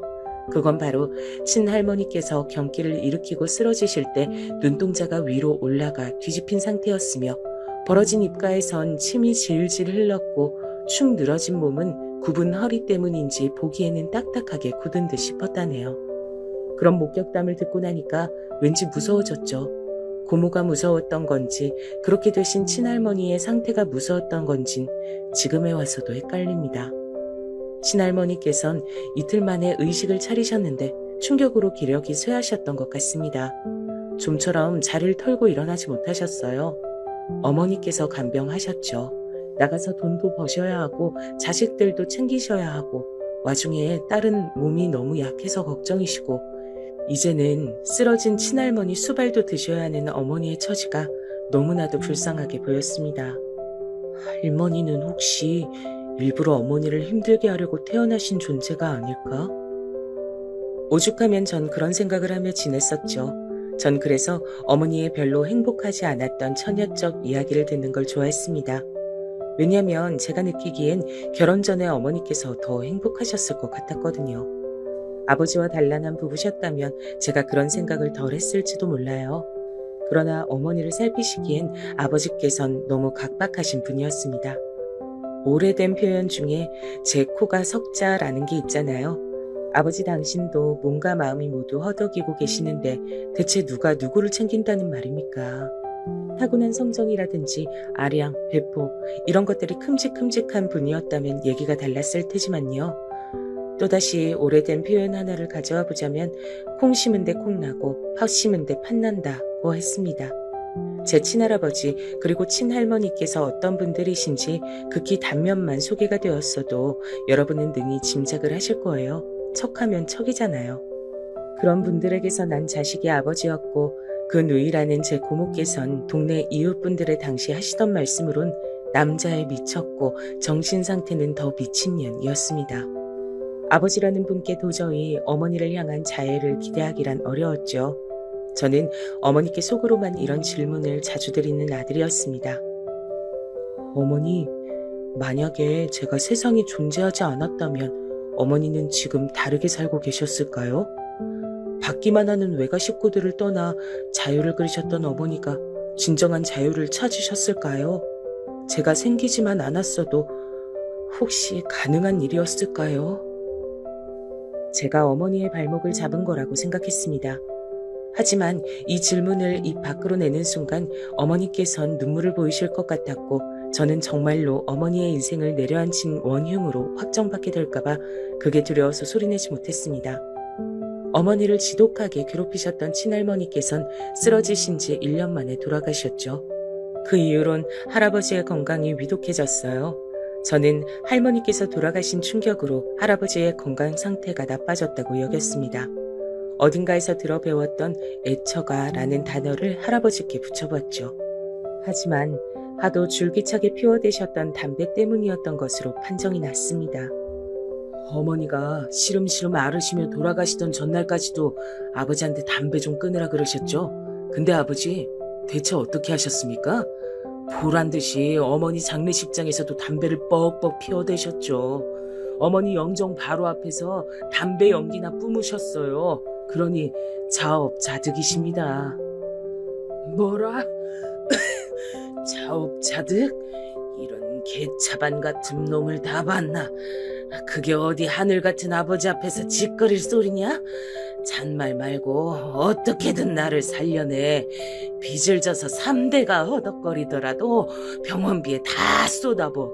내가 살아야 너희도 다 산다. 뭐라고요? 아버지, 폐만 망가진 게 아니라 뇌도 망가지셨어요? 노망 나셨습니까? 아버지가 더 오래 사시는 게 그게 뭐 좋은 일이라고요? 내가 이대로 일찍 죽으면 내가 필이 숨 끊어질 때까지 너희를 다 조조할 테니까 그런 줄 알아. 그러니까 목숨 걸 각오로 날 살리라 이 말이야. 제가 아주 크나큰 착각을 했던 겁니다. 애처간 무슨, 잘못 짚어도 한참을 잘못 짚은 셈이었죠. 할아버지께서 피를 토하실 기세를 하신 채 아버지와 설전을 벌이시는 현장을 목격하고 저는 참담해지고 말았습니다. 제가 피를 이어받고 태어나 자란 집이었지만 저도 엄연한 일원임에도 지울 수 없던 감상은 대체 이 집안은 뭐하는 집구석일까? 였습니다. 어지간히 기가 막혀야 말이죠. 할아버지께서 그간 없는 살림에 구멍을 내시며 술과 담배를 줄기차게 일삼으셨던 행각은 동네 이웃 사람들 모두가 알았습니다. 병원에선 마음의 준비를 해두시라고 했으나 할아버지께서 더 살고 싶어서 발악하며 난리를 치는 중이란 소문이 쫙 펴졌죠. 아버지께선 전해본 적 없던 수심 깊은 얼굴로 집 뒤편에서 담배를 피셨습니다. 한숨을 푹푹 내쉬셨어요. 왜 그러시는 건지 그 이유를 며칠 뒤 부모님의 대화에서 유추해낼 수 있었습니다. 이렇게 가다가는 모친상 치른 지 얼마 되지도 않았건만 부친상도 얼른 따라 치르고 싶어 환장한 자식이라고 소문이 무성해질 거야. 지금 고작 그런 이유로 가망이 없는 치료에 우리가 돈을 쏟아부어야 한단 거예요? 병원에서 가망이 아예 없다고 한 건 아니잖아. 희박하다고 했을 뿐이지. 그게 그 말이잖아요. 요행으로도 안 되고 이건 그냥 기적을 바라야 할 정도인데 그걸 바라자고요? 지금 진심이에요? 소문 때문에 신경 쓰고 무서워하는 게 이게 말이나 된다고 생각해요? 그럼 어떡해? 아버진 더 살고 싶으시다는데 하는 데까지 다 해보고 싶으시다는데 존재하는 모든 치료는 다 받고 싶으시다는데 어떻게 모른 척을 해? 지금 나보고 내 아버지를 사지로 냉정하게 내몰란 소리야? 그래? 어머니 돌아가시고 나서 당신이 아주 속 시원해하고 개운해하는 것까진 내가 알겠는데 그렇다고 해서 그걸 이렇게 티를 내주시면 내가 아주 섭섭하지. 당신 미쳤어요? 무슨 말을 그렇게 해요? 어머님 돌아가신 일로 단 한 번도 속 시원해한 적 없었어요. 어머님 돌아가셨을 때 눈물 한 방울 안 흘린 당신한테서 이런 소리 들었다는 것만으로도 나 지금 모욕적이에요. 알아요? 그리고 아버님한테 모든 치료를 지원해드리겠다는 그 마음, 대단한 효심은 알겠는데 그래서 돈이 어디 있다는 거예요. 집안 살림 다 거들내자고요? 빚지자고요? 그건 필요하다면 그렇게 해야겠지. 당신 진짜로 미쳤어. 당신은 평생을 부모한테 시달려온 자식이면서 자기 누나한테 뜯어 먹히고 살았으면서 분하고 억울하지도 않나 보죠? 나랑 집안 환경이 비슷한 처지라서 공감 간다고, 그래서 끌린다고 나한테 그렇게 말하며 고백했던 사람은 그럼 당신이 아니라 당신하고 똑같이 생긴 다른 놈이었나? 시달리는 게 지긋지긋하지만 마땅히 벗어날 명목이 없어서 도리만 지키고 사는 거라 그랬잖아요. 이제 그놈의 명목이라는 거 아주 잘 마련이 됐는데 그걸 왜 걷어차요? 차려진 명복상 걷어차면서 자기 자식들 생각은 조금도 안 나나 봐. 아들내미 딸내미 얼굴은 조금도 아른거리지 않아요? 당신이란 사람에게 대체 인생의 우선순위가 뭔데요? 대체 뭐냐고. 시원하게 말 좀 해보라고, 이 나쁜 놈아. 아버지께서 깊은 한숨으로 담배를 피우셨던 건 할아버지에 대한 고심, 남들의 시선이 신경 쓰이는 것, 이런 것들 때문이었습니다. 어머니께서 드물게 감정적으로 구시는 모습을 그날 밤 저는 몰래 봤습니다. 꽤 슬펐던 듯 싶어요. 태어나서 그런 막역한 슬픔을 느껴보는 게 그 순간이 처음이었죠. 부디 뭐가 됐든 어머니의 뜻대로 이루어지길 바랬습니다. 그러나 아버지의 고집이 한 수 위였습니다. 아니, 그건 고집보단 아집에 가까운 것이었습니다. 할아버지께선 기적을 바라시며 큰 병원에서 치료를 받으셨고, 그러던 어느 날 발작이 찾아와서 그대로 허망하게 의료진이 손쓸 도리도 없이 돌아가셨습니다. 동네 이웃 사람들이 장례식장에서 떠드는 소리를 들었어요. 저희 집을 향해서 노망난 노친네 말을 들어주다가 돈 날리고 빚만 얻었다 했습니다. 상주이신 아버지께선 연신 초점이 나간 눈빛으로 조문객을 맞이했어요. 초췌한 얼굴의 어머니께선 애써 초연함을 유지하려고 하시던 중이었고요. 그때 예고 없이 장례식장에 들이닥쳐서 모두를 놀라게 한 인물이 있었습니다. 바로 자취를 감추었던 고모였어요. 아이고, 우리 아버지 불쌍해서 어떡해. 한평생 고생만 죽도록 하시다가 이렇듯 허무하게 떠나셨구나. 아버지 따랐어요. 가시는 길 외롭다 하실까봐 제가 왔습니다, 아버지. 몰래 들어와도 부족했을 판국에 곡소리를 내며 들어오셨어요. 고모임을 알아본 모두가 경악했습니다. 하지만 아버지보다 경악한 사람은 그 자리에서 아무도 없었을 거예요. 여기가 어디라고? 소식은 대체 어떻게 알고 온 거야? 너는 어떻게 아버지가 돌아가셨는데도 나한테 알리지 않을 수가 있어? 너 머리가 돌았니? 머리가 돈 건 누나 쪽이겠지. 엄마 돌아가셨을 때부터 수소문해가면서 누나를 찾았어. 그런데도 연락이 안 닿는데 내가 어떻게 소식을 전해야 했다는 거야? 그건 어디서 뭘 하다가 이제야 나타나. 양심이란 거 누나한텐 전혀 없지? 이왕 없으면 집에서 훔쳐갔던 것들이나 토해내든가. 당장 다 내놔. 이왕 왔으니까 아버지께 제대로 인사를 올려야지. 그게 순서인데.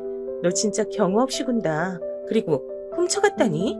말은 바로 해. 나 잠시 빌려갔던 것뿐이야. 그래?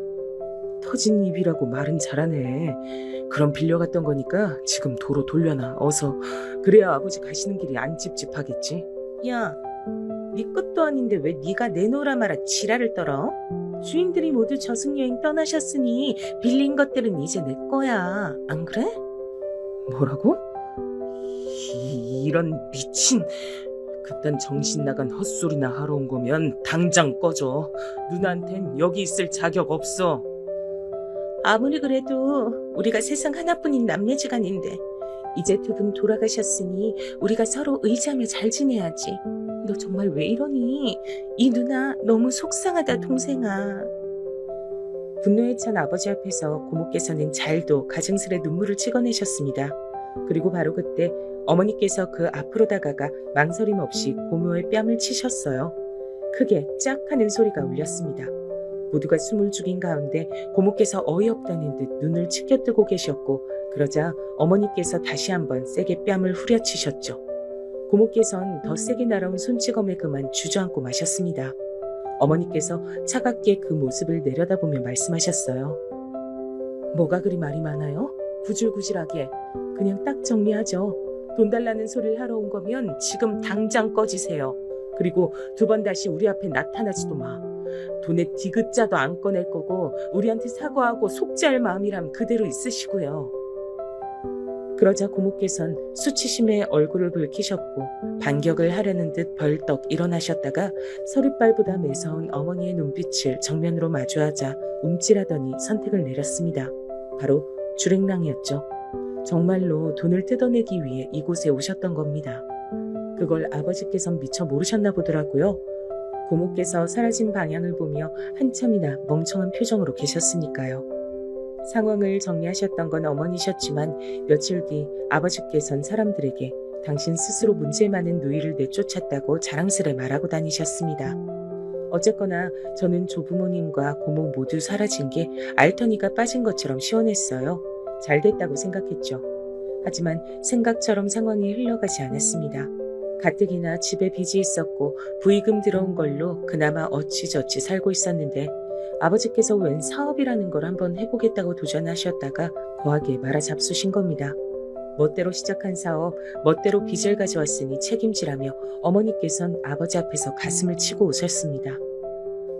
나는 잘해보려고 그런 것뿐이었어. 우리 가족 더 잘 살아보려고. 단지 그걸 바랬을 뿐인데 이렇게 단번에 망할 줄은.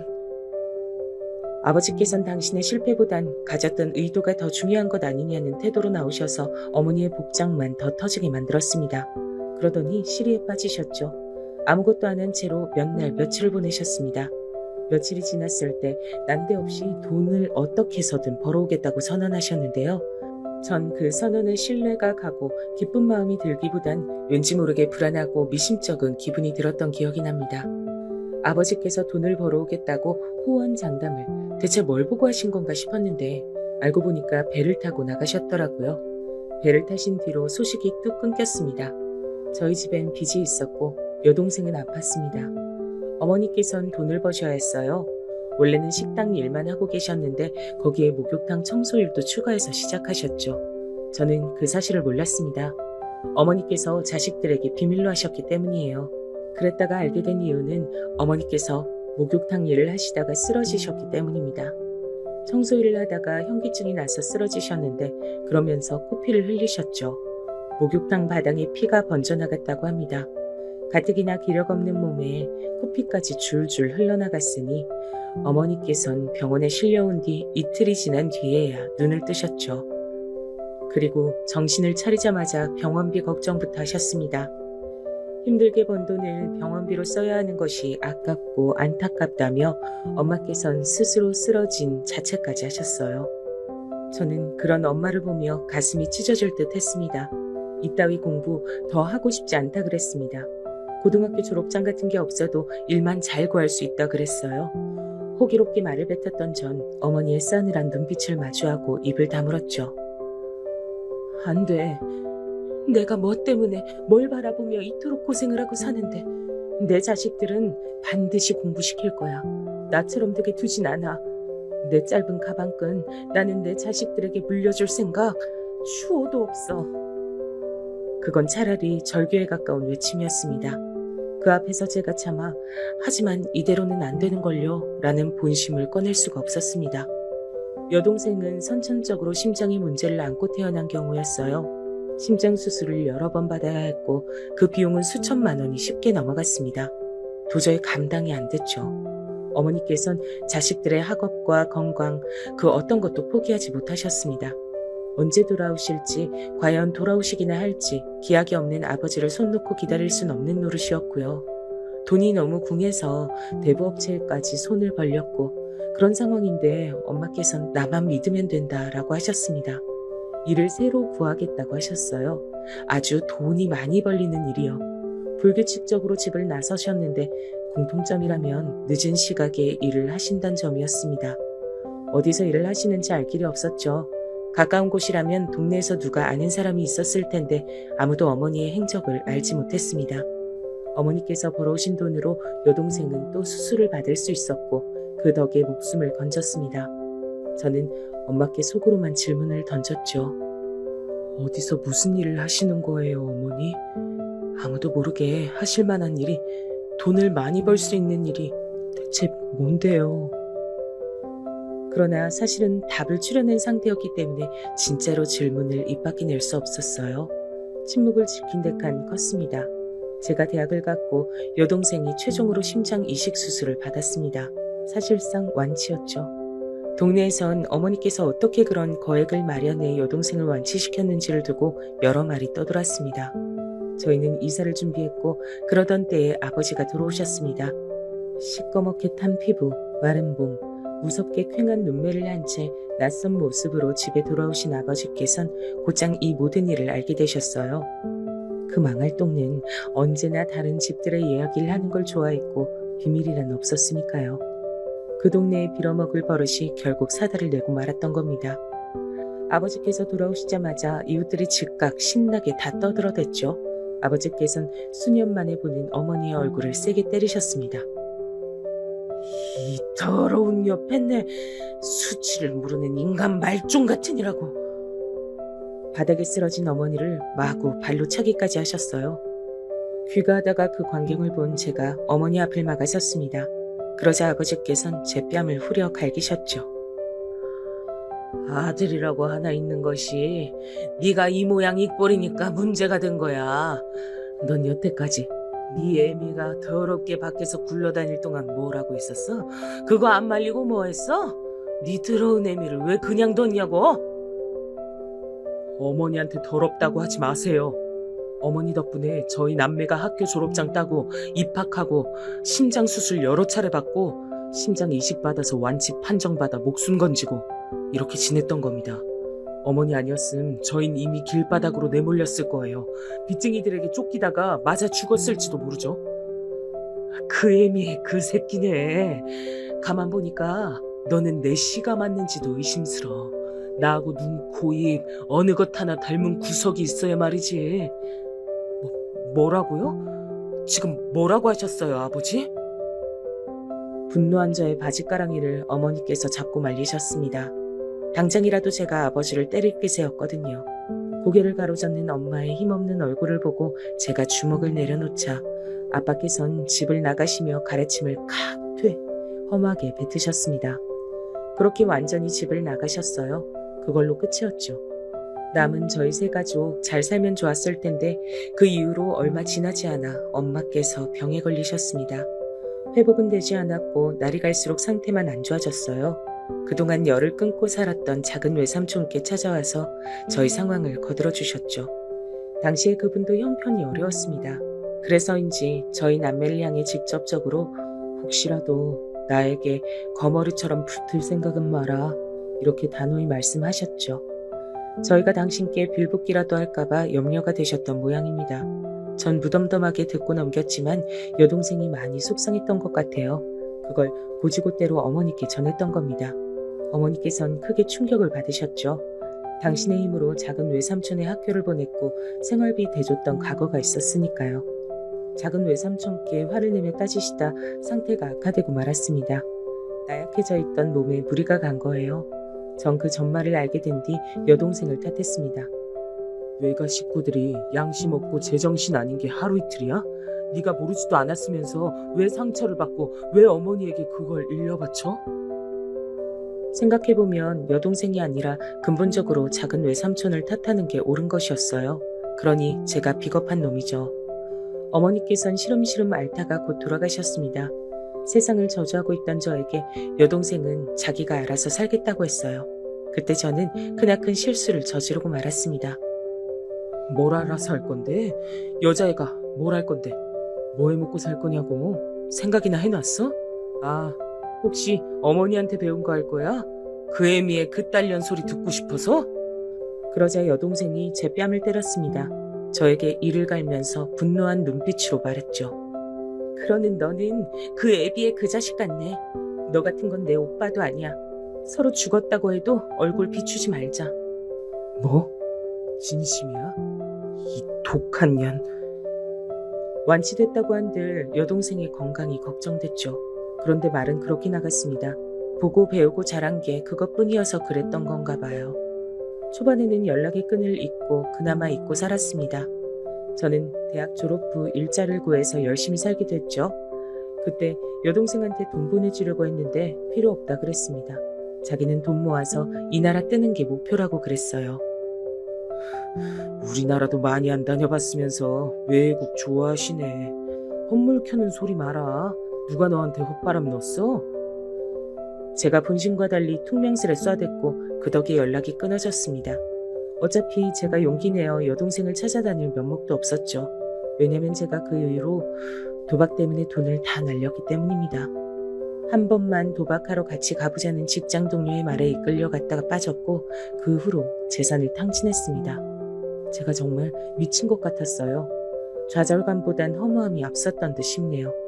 정신 다잡고서 노력하며 돈 모았다가 또 날렸습니다. 도박이란 무서웠어요. 주변에서 손목 자르기 전엔 안 끝난다 이렇게 말을 듣고 도박을 어떻게든 접기로 했습니다. 울면서 믿지도 않는 신을 향해 빌었습니다. 혀 깨무는 심정으로 도박 끊을 거니까 제 인생 좀 보살펴달라고 빌었어요. 저는 이상하게도 악몽을 꾸면 어머니를 뵀습니다. 내용이 이상했기 때문에 악몽이었죠.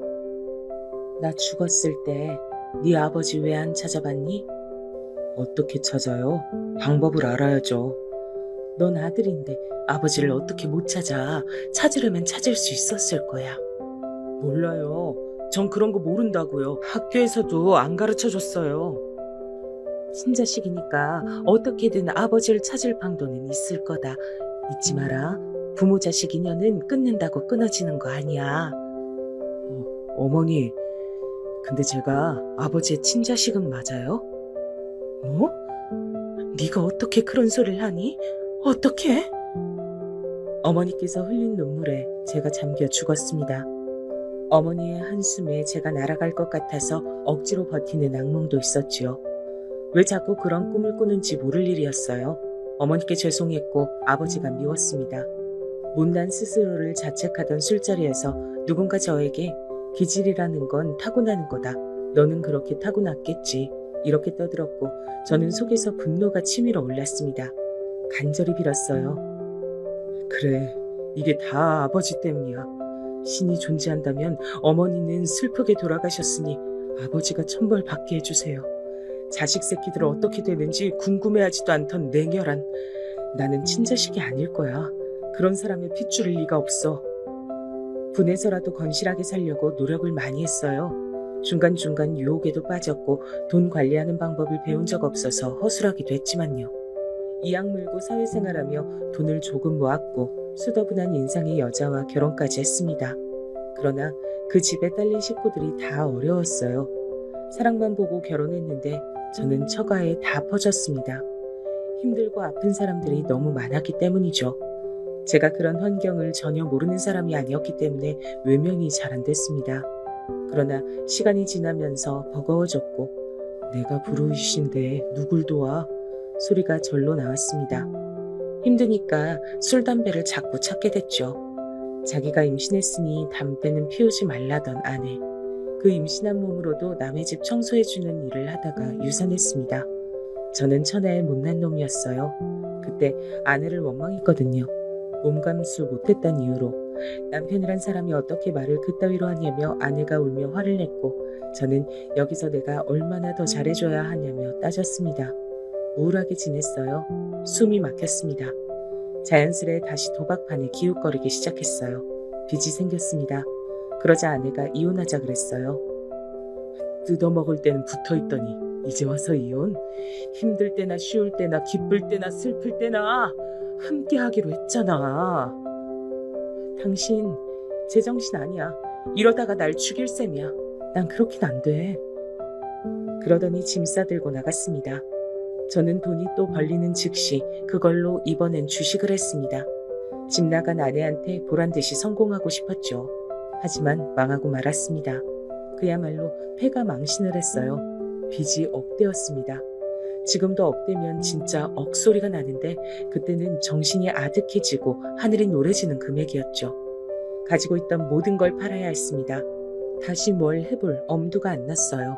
어차피 노력해서 재기를 해봤자 도박이나 하고 주식이나 할 것 같았습니다.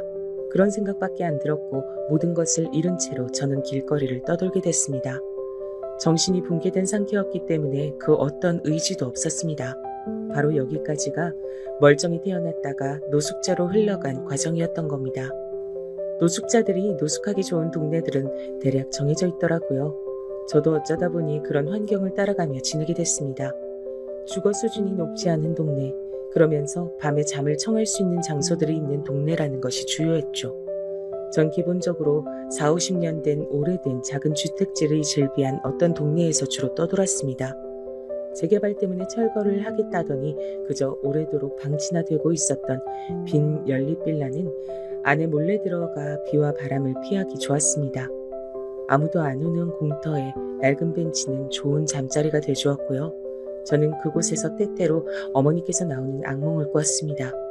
그 동네에선 과일을 가게 앞에 몇 가지 놓고서 파는 슈퍼가 있었어요. 가끔은 정체불명의 전통 과자를 소쿠리째로 갖다 놓고 팔기도 했는데 저에게 좋았던 점은 끝내 안 팔린 것들을 봉투에 담아 쓰레기로 슈퍼 건물 앞에 둔다는 점이었어요. 다른 게 섞이지 않고 먹을 것만 담긴 그 봉투의 존재를 안 이후 저는 종종 그곳을 맴돌며 언제 음식 쓰레기 봉투가 나올까를 기다렸습니다. 자주 나오는 건 아니었기에 일주일에 한 번 나올 때도 있었죠. 그러면 저는 그걸 몰래 챙겨다가 허겁지겁 다 문드러져 터진 과일을 묻고 따지지도 않은 채 먹었고 슈퍼 사람이 먹고 함께 버려서 섞인 잔반, 라면의 몇 가닥 면발 같은 것도 개는 간추듯 먹었습니다. 과거의 저라면 상상도 할 수 없던 생활에 저는 이미 길들여 있었죠. 그때 거울을 거의 안 봤으나 뾰족해하고 냄새나는 차림, 덥수룩한 머리와 거칠게 자란 수염, 불안하게 주변을 자꾸 살피는 눈빛, 그런 것들이 아주 볼품없고도 무서웠을 거라 생각합니다. 그런데 어느 날 저에게 누군가 다가오더니 벤치에 누워있는 제 머리맡에 빵과 우유를 놔주는 거예요. 기력 없었던 저는 그게 어떤 아주머니라는 것만 확인했고 허겁지겁 먹기 바빴습니다. 누가 동정심을 베풀었다고 생각했어요. 하지만 다음날 그분은 누워있던 제 머리맡에 다시 먹을 걸 놔줬습니다. 제가 이번엔 감사하다는 인사를 남겼죠. 제가 드리는 건 아니에요. 그랬더니 그런 말씀만 간단히 남기셨어요. 이튿날 여느 때처럼 슈퍼 주변을 멀찍이 관망하며 배회하던 제가 그 아주머니를 발견했습니다. 슈퍼에서 일을 하고 계셨어요. 당황한 제가 몸을 못 숨기고 지처까지 가버렸고 눈이 마주쳤습니다. 노숙자 총각이네. 여기 슈퍼 주인이셨어요? 아니에요. 주인 따로 있어요. 여기 사장님이 몸이 좀 안 좋으셔가지고 제가 일을 보고 있네요. 알바예요, 알바. 제가 머쓱하게 코를 훔치고 있는데 그분이 저를 물끄러미 보시다가 손짓을 하셨습니다. 안에 먹을 거 있으니까 가서 먹으라고 하셨어요. 김밥이 있다는 말을 듣자마자 저도 모르게 침이 꿀꺽 넘어갔고 슈퍼 안에 딸린 방에서 허겁지겁 그걸 먹고 말았습니다. 먹고 나서야 제가 무척 지저분하다는 것, 그리고 이 공간이 왠지 모르게 날 지긋하게 드신 분의 공간 같다는 느낌을 받았습니다.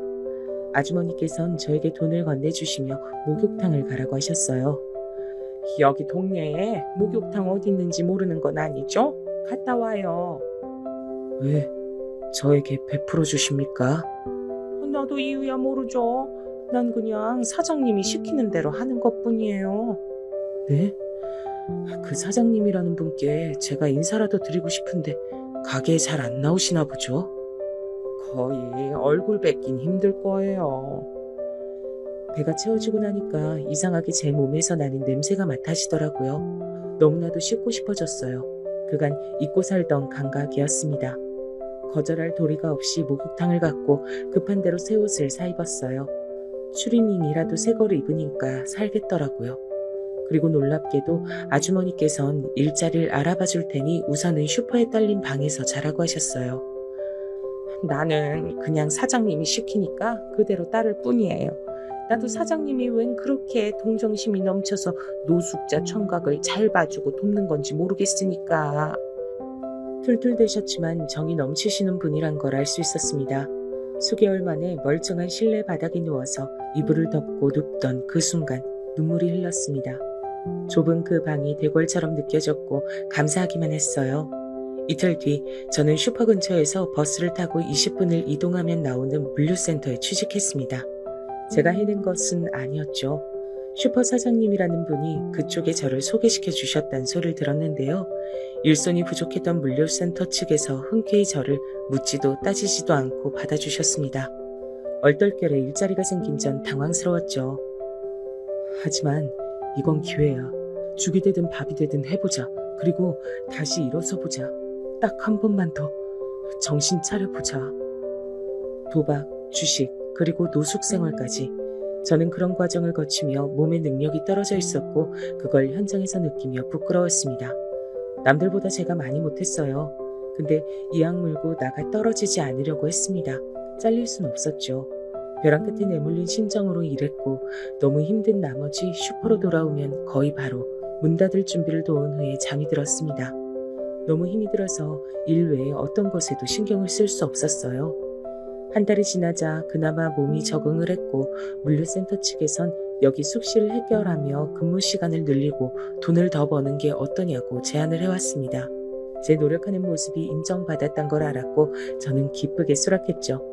몸이 힘들어도 보람된 것, 그 기쁨을 저는 이미 배운 뒤였어요. 또한 도박 생각이 전혀 안 나더라고요. 사장님께 인사를 드리고 싶은데 연락이 잘 안 되시나요? 사는 것도 모르신다고요? 그 양반이 필요할 때만 연락을 하니까 나야 잘 모르죠. 아주머니의 말씀이 변명처럼 들렸지만 대수롭지 않게 넘겼습니다. 저는 마음을 다잡고 일을 더 열심히 하기 시작했고 그렇게 3개월이 지났을 때 아주머니의 연락을 받았어요. 슈퍼로 얼굴 비치러 오라는 말인 줄 알았는데 그게 아니었습니다. 들려온 전화 내용에 저는 다리에 힘이 풀려 주저앉고 말았습니다. 이게 다 무슨 소리야?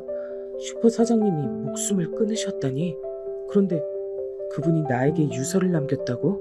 내가 그분의 아들이라고? 정신이 혼미한 채로 병원에 갔어요. 돌아가시고 나서야 뵙게 된 슈퍼 사장님을 마주했고 싸늘한 주검이 된 아버지의 모습에 저는 울부짖었습니다. 세월이 흘렀어도 이런 순간에 뵙게 됐어도 제 아버지임을 알아봤습니다. 아버지께서 남긴 유서에 모든 전말이 담겨 있었습니다. 처자식을 버리고 떠나신 이후 아버지께선 돈을 벌고 모으는 것만 하며 사셨대요. 돈만 있었어도 저희 가족이 행복했을 거라고 믿으신 채 돈 없이 사는 것이 지긋지긋하셨던 거죠. 그렇게 사시다가 몸이 안 좋아지셨죠.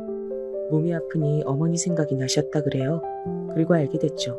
당신께서 떠나신 이후 어머니께서 금방 돌아가셨다는 사실을요. 아버지께선 깊이 후회하셨습니다.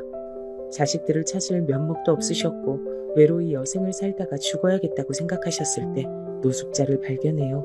바로 저였죠. 놀라신 아버지께선 절 따라다니셨고 제가 그 동네에 머물기로 한 것을 확인하자마자 나이 지긋하게 드신 노인께서 오래 운영하시던 슈퍼를 인수했습니다. 그리고 일자리가 필요했던 아버주머니를 고용하며 자신의 뜻에 따라 행동해달라는 조건을 내거셨죠. 그렇게 저를 몰래 챙겨주셨던 겁니다. 제가 삶의 의지를 잃고 노숙자가 된 것을 알아보시고 어떻게든 다시 저를 일으키려 하셨고 절 받아줄 일터를 찾아 직접 문을 두드리고 다니셨어요. 제가 열심히 일을 하며 지내는 모습에 기뻐하시던 그때 건강이 악화되었습니다. 병원에 가보니 버틴 게 용하다며 여명이 길어봤자 3개월 남았단 소리가 들려온 거예요. 아버지께선 저를 보고 얘기를 나누면 당신께서 용서를 받을까봐 그게 두려웠다고 하셨습니다. 제가 아버지를 용서할 자식임을 안다고 하셨죠. 상철아, 너무 늦었지만 이제야 용서를 구한다. 나는 내가 떠난 이후에나 네가 날 용서하길 바란다. 난 용서를 받고 떠날 자격이 없고 넌 나를 용서해야 진정 앞으로 나아갈 수 있을 것이니 이렇게 되는 것이 옳다. 미안하다. 상의를 찾아서 남매가 꼭 함께 지내다오. 저는 싸늘하게 식은 아버지의 얼굴을 어루만지며 몇 번이고 용서해요 라고 말씀을 드렸습니다. 슈퍼를 제가 갖게 됐지만 그대로 아주머니께서 정권을 가지고 운영하시게끔 두었죠. 그리고 아버지께서 유서에 여동생의 출국 기록을 확인했다고 남기신 것을 토대로 수소문에 들어갔습니다. 어딜 가나 한인들끼리 뭉치게 되어 있죠. 태국에서 일하며 지내고 있던 여동생과 연락이 닿았고 아버지의 마지막 행동을 전해들은 여동생은 그곳을 정리하고 한국으로 들어왔습니다. 공항에서 저와 부둥켜 안고 울었어요. 이제 서로 의지하며 지내자 했죠.